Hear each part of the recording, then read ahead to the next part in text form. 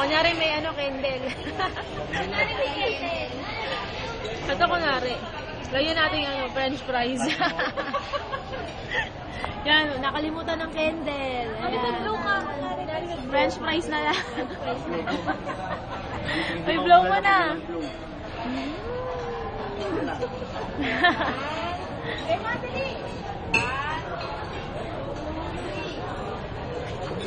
Malayo naman sa candle. Tumayo, umabit ka naman.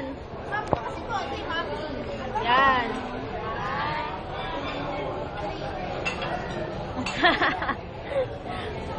Ayan ang kanyang candle, french fries. Video yung video. Yan, ang pagkain ni Dayan. Napakatakaw. Kumakain. Ito lang. Bye.